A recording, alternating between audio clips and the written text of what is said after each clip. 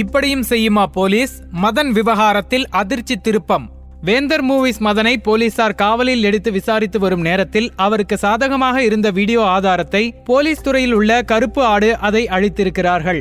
இந்த செயலில் ஈடுபட்ட காக்கியை கண்டறிய ரகசிய விசாரணை நடந்து வருவதாக தகவல்கள் வெளியாகியுள்ளன. வேந்தர் மூவிஸ் மதன் மருத்துவ மாணவர் சேர்க்கைக்கு பணம் வாங்கிவிட்டு மோசடி செய்ததாக சென்னை மத்திய குற்றப்பிரிவு போலீசில் புகார் செய்யப்பட்டது.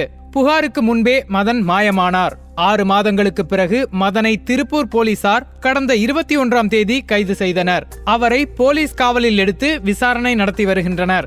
நேற்று நடத்தப்பட்ட விசாரணையில் மதன் பரபரப்பான தகவலை போலீசாரிடம் தெரிவித்துள்ளார். இதுகுறித்து போலீஸ் உயரதிகாரி ஒருவர் கூறுகையில், திருப்பூரில் மதனை கைது செய்தவுடன் அவரிடம் விசாரிக்கவில்லை. இதனால் அவரை போலீஸ் காவலில் எடுத்து விசாரித்து வருகிறோம்.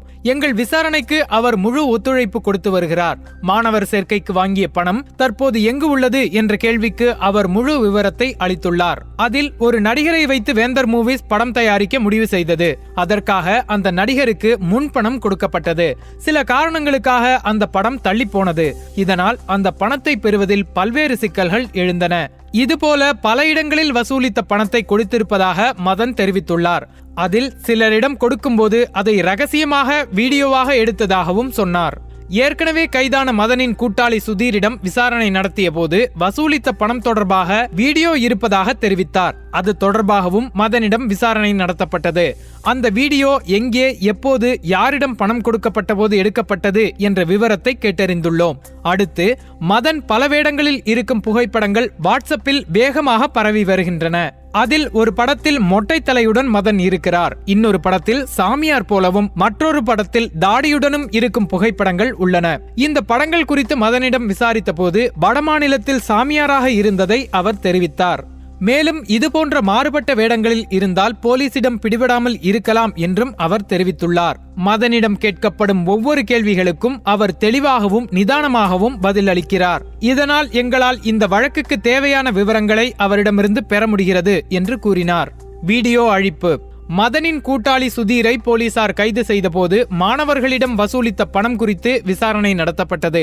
அப்போது தன்னுடைய செல்போனில் பணம் கொடுக்கும் பொழுது ரகசியமாக வீடியோ எடுத்ததாகவும் குறிப்பிட்டிருந்தார். இந்த வீடியோ காட்சிகள் பதிவான செல்போன் சென்னை மத்திய குற்றப்பிரிவு போலீசாரிடம் கொடுக்கப்பட்டிருந்தது. தற்போது அந்த வீடியோ பதிவு அழிக்கப்பட்டுள்ளதாகவும் உள்விவரம் தெரிந்தவர்கள் சொல்கின்றனர்.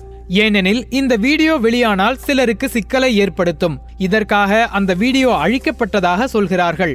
இந்த தகவலை தெரிந்த மதன் தரப்பினர் அந்த வீடியோ அழிக்கப்பட்டால் அந்த செல்போனில் இருந்த மெமரி கார்டை எங்களிடம் கொடுங்கள், ரெக்கவரி சாப்ட்வேர் மூலம் அந்த வீடியோவை திரும்ப எடுத்து விடலாம் என்று போலீஸ் அதிகாரிகளிடம் தெரிவித்துள்ளனர். இதன் பிறகு அந்த வீடியோவில் ஒன்றுமில்லை, டேபிளில் 1000, 500 ரூபாய் நோட்டுகள் இருப்பதாக வீடியோவில் தெரிகிறது என்று கூறிய போலீஸ் அதிகாரி ஒருவர் அந்த வீடியோவை நீதிமன்றத்தில் சமர்ப்பிப்பதாக தெரிவித்துள்ளனர் என்று கூறுகின்றனர் போலீஸ் வட்டாரங்கள்.